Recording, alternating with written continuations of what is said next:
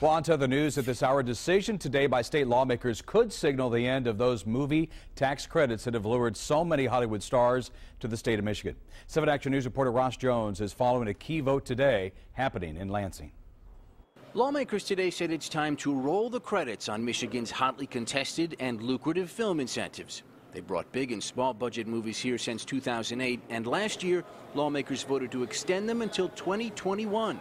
But with a new session underway, one House lawmaker has introduced a bill that would end them in just a few months. We're continue making new commitments on money that we really don't have. Today in the House Tax Policy Committee, lawmakers voted 8-3 to kill the credits starting October 1st.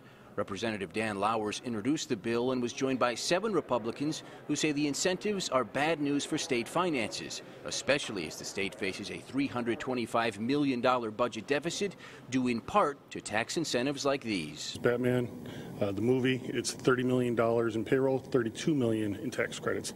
This is just not good math.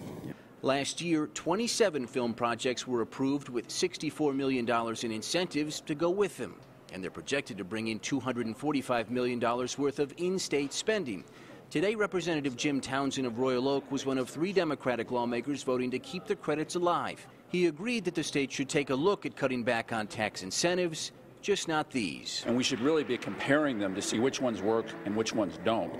That's the right legislation. We should be doing that now as opposed to just singling out one program and getting rid of it right after we told the industry that we were going to support them for the next 7 years. People love to see Ben Affleck at the local Starbucks, but we spent $8 million on Clint Eastwood. We gave a very rich man, I like Clint Eastwood, but not to give $8 million of tax money to him. It's a nice feeling, but that's a pretty high level of taxpayer money for a good feeling. Now, today's vote does not mean the film incentives are officially dead, but it gets the ball rolling.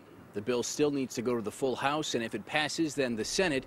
Ultimately, Governor Snyder will get the final say.